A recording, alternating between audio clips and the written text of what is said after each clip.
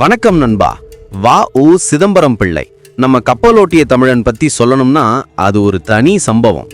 எல்லாரும் ஆங்கிலேயர்களை துப்பாக்கியால விரட்டணும்னு நினைச்சப்ப அவர் வேற லெவல்ல யோசிச்சாரு. அவங்க நம்ம கிட்ட வியாபாரம் பண்ண வந்து நம்மளையே அடிமையாக்க பாக்குறாங்களா, அப்ப அவங்க பொருளை வச்சே அவனையே செய்யணும்னு முடிவெடுத்தாரு. வ.உ.சி. வியாபாரத்துல பிரிட்டிஷ்காரங்களுக்கு டஃப் கொடுத்த ஒரு தமிழர். சின்ன வயசுலயே விடுதலை உணர்வு. நம்ம வ.உ.சி 1872ல தூத்துக்குடி பக்கத்துல ஒட்டப்பிடாரம்ங்கிற ஊர்ல பிறந்தாரு. அந்த ஊர் தான் ஏற்கனவே கட்டபொம்மன் ஆங்கிலேயர்களை எதிர்த்த பூமி. சிறு வயசுல இருந்தே மக்கள் பாடுற பாட்டு, கதை மூலமா கட்டபொம்மன், மருது சகோதரர்கள்னு எல்லா விடுதலை வீரர்களோட வீரத்தையும் கேட்டு வளர்ந்தாரு. அதுவே அவருக்குள்ள ஒரு விடுதலை உணர்வை தூண்டி விட்டுச்சு. முதல்ல அப்பா அவருக்கு குமாஸ்டா வேலை வாங்கி தந்தாலும் ஒரு தேசப்பற்றுள்ள மனுஷனுக்கு வெள்ளக்காரன் கீழே வேலை பார்க்கறது கசந்தது. உடனே தந்தை கிட்ட சொல்லி திருச்சியில போய் வக்கீல் படிச்சு முடிச்சாரு. ஏழைகளுக்காக போராடின வக்கீல். வக்கீலானதும் நம்ம வ.உ.சி ஃபீல்டே வேற. ஏழைகளோட நிலத்தை அபகரிச்ச ஜமீன்தார்களுக்கும் லஞ்சம் வாங்குற அதிகாரிகளுக்கும் எதிரா நின்னாரு. அவர் போட்ட கேசுகள்ல 3 சப் மாஜிஸ்ட்ரேட்டுகளை வேலை நீக்கம், பதவி குறைப்புன்னு ஆக்குனதெல்லாம் செமமாஸ்.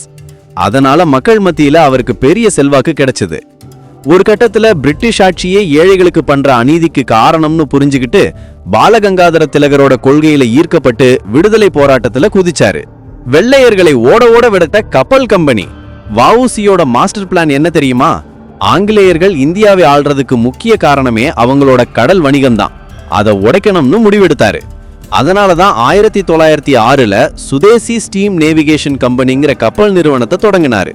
முதலீடு 2 லட்சம் ரூபாய். பங்குகள் 40,000 பங்குகள் போட்டு இந்திய வர்த்தகர்கள் கிட்ட பணம் திரட்டினாரு. முதல்ல வாடகைக்கு எடுத்த கப்பலை பிரிட்டிஷ்காரங்க மிரட்டி கேன்சல் பண்ண வச்சாங்க. ஆனா நம்ம ஆள் சளைக்கல. வட இந்தியாவுக்கெல்லாம் போய் பணம் திரட்டி சொந்தமா 2 பிரெஞ்சு கப்பல்கள் வாங்கினாரு. SS காலியோ மற்றும் SS லாவோ. தூத்துக்குடியிலிருந்து கொழும்பு வரைக்கும் கப்பல் போக்குவரத்து களை கட்ட ஆரம்பிச்சது.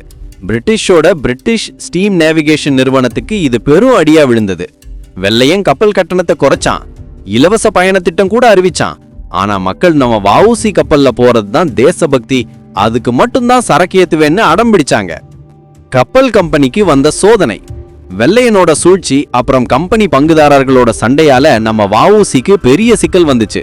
வியாபாரத்துல அரசியல் வேண்டாம்னு அவங்க சொன்னதால வ.உ.சி செயலாளர் பதவியிலிருந்து விலக வேண்டியதாச்சு. இந்த அழுத்தங்கள், எதிர்ப்புகள்னு பல காரணங்களால சுதேசி கப்பல் கம்பெனி கொஞ்சம் கொஞ்சமா நஷ்டமாகி நின்னு போச்சு. செக்கிழுத்த செம்மல். பிபின் சந்திர பால் விடுதலையை கொண்டாடும் ஒரு பொதுக்கூட்டத்துல கலந்துக்க கூடாதுன்னு அரசு போட்ட தடைய மீறி சுப்பிரமணிய சிவாவோட சேர்ந்து நம்ம வ.உ.சி கலந்துகிட்டாரு. ஆட்சியர் விஞ்சு மிரட்டி பார்த்தோம், ஓராண்டு நன்னடத்தை ஜாமீன் கொடு, இல்லனா மாவட்டத்தை விட்டு வெளியே போன்னு சொன்னதுக்கு வ.உ.சி மறுக்கவே கைது செய்யப்பட்டாரு. மக்கள் கொதிச்சு போய் போராட்டம், கலவரம்னு இறங்குனாங்க. கலவரத்துல ஆஷ் துரை சுட்டதுல 4 பேர் பலியானாங்க. வழக்குல ஜூலை 7, 1908 அன்னைக்கு நீதிபதி பின்ஹே நம்ம வ.உ.சிக்கு இரட்டை ஆயுள் தண்டனை கொடுத்துட்டு போயிட்டாரு. அது நாட்டையே உழுக்குச்சு. அப்பீல்ல தண்டனை 6 வருஷமா குறைக்கப்பட்டாலும் பாளையங்கோட்டை சிறையில அவர் பட்ட கஷ்டம் கொஞ்ச நஞ்சம் இல்ல. சிறையில செக்கிழுக்க வச்சாங்க. செக்கிழுத்ததுல அவர் உடம்பே ரொம்ப பாதிக்கப்பட்டுச்சு. அதனாலதான் அவருக்கு செக்கிழுத்த செம்மல்னு பேர் வந்துச்சு. அவலம் நிறைந்த விடுதலை. 6 வருஷம் கழிச்சு 1912ல விடுதலையாகி வெளியே வந்தாரு. ஆனா உள்ள போகும்போது இருந்த ஆதரவு வெளியே வந்தப்ப இல்ல. அவர் கூட இருந்தது நண்பர் சுப்பிரமணிய சிவா மட்டும்தான். அவமானப்பட்டாலும் ஒதுங்கினாலும் தொடர்ந்து போராட்டங்கள்ல கலந்துகிட்டு அதிகமா எழுதுற வேலையில கவனம் செலுத்தினாரு. 1936 நவம்பர் 18 அன்று நம்ம கப்பலோட்டிய தமிழன் நம்மளை விட்டு பிரிஞ்சாரு.